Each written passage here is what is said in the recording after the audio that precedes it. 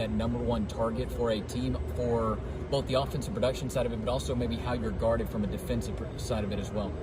I think from a preparation standpoint, I mean, it just makes you want to prepare even more because you know you could be the guy that gets come to when the game's on the line or a situation is dire or whatever it may be. But to me, it was just like a reminder like how important it is to prepare for what's to come. Coach Halsley had talked about what a phenomenal shape you're in right now, and I'm sure your health is a big part of that. Just talk about how different it is now from a physical standpoint and what you feel like you can do. I think when you take away, when you have a good understanding of the offense, which is coming in last year, I didn't have a great understanding. I had to learn on the go. When you know what you're doing, once you know what you're doing, then you can just handle the physical side. The mental side is kind of reactionary. So being prepared, more prepared this year, I think I was better able to focus on just being in great shape, technique, receiver stuff, and move myself along in that way. Give us a breakdown of Dante Thornton as a receiver.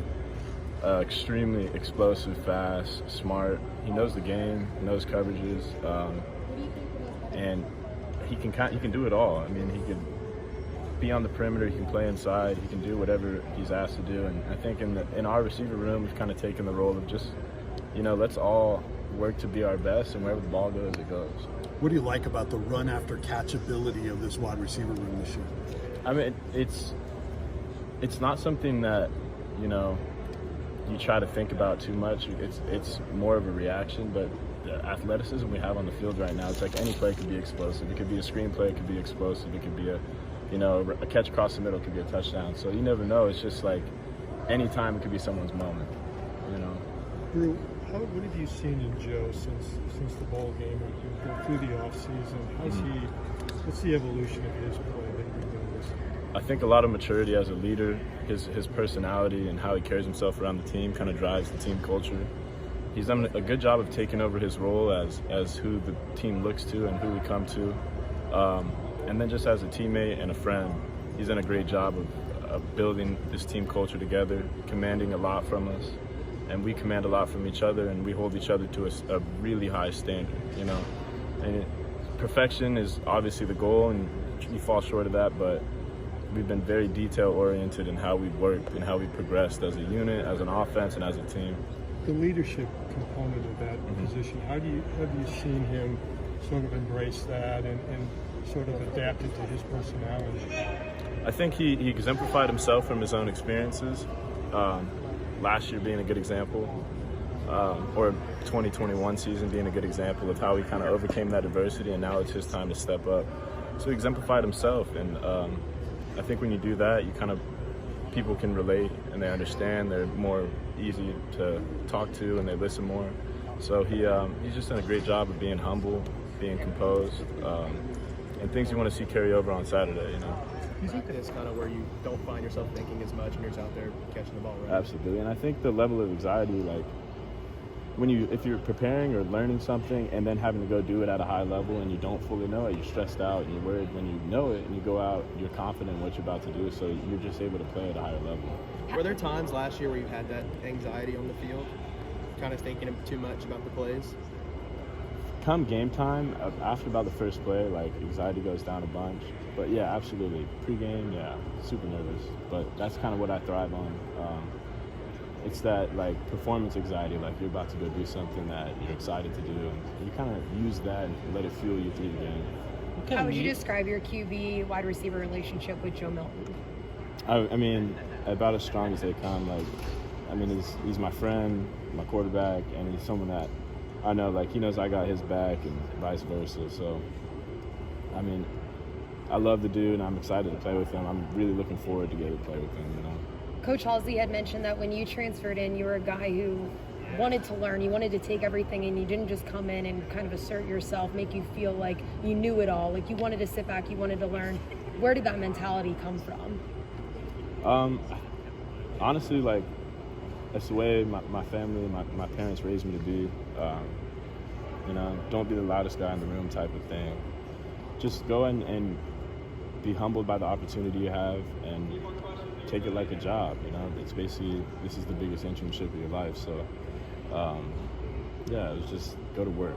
Halsey says your biggest step from year one to now is that you know the system so well, you're now able to play more free. How has that been able to elevate your game so far? Yeah, a lot, because it takes a lot of the thinking out of it. It becomes more reactionary. I think we all know in anything you practice and practice and practice, the things that were hard when you started practicing, they stop being hard. So basically that applied to football. I no longer have to go out and think a lot. I can just go play. Has your pregame routine changed at all to sort of get your emotions where you want them to be? Yeah, I've learned pregame, like when I'm super amped up, can't be running around a bunch. Can't be like get too hyped with my teammates before the game, just because I need that energy for the game, but also like I got to be focused on my job. Music change or anything like that over the years? I listen to reggae before the game. That's my thing. Yeah. Any particular artist? No, I have a big old like 300 song playlist. I just shuffle it and close my eyes. Because that is very chill. Kinda. Yeah, no doubt. Is that your vibe like throughout the week or just game day? Throughout the outside the white lines, chill, like calm, cool, collected. In between, like you never know, like. But that's kind of the type of player I want to be. Like, I want to be your best friend off the field, but you're gonna hate me on the field. As it has for many college football players, you've had a windy road to get to Tennessee. Do you feel like this year is kind of your moment to capitalize on it? It's your moment to make it happen?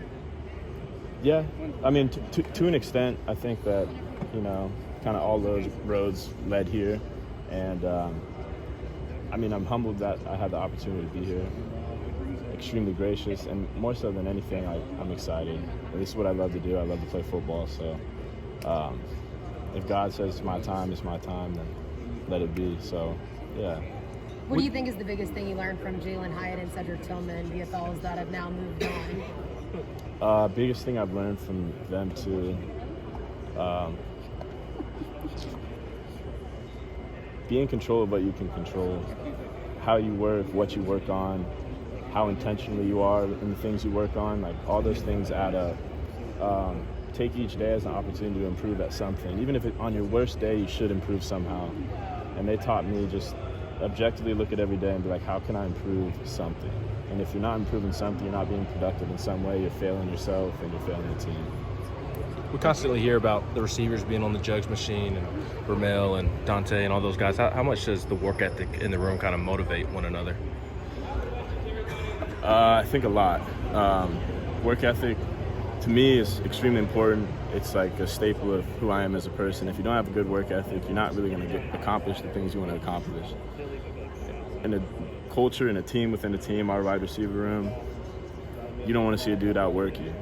So whether it be catching or extra time in the film room or whatever aspect of the game it may be, we bounce off each other like, oh, he caught this many, I want to catch, I'll double it. Or he watched this film, well, I'm going to sit and watch it and I'm going to take notes on everybody. And come game one, you keep building those habits and you'll be more prepared than you ever were. Where as a receiver did you want to grow the most this offseason? I wanted to gain a better understanding of defenses and coverages disguises and how you can manipulate an offense through a defense. And then I wanted to study my opponents individually, their tendencies and things they do, so I can look out for them on the field.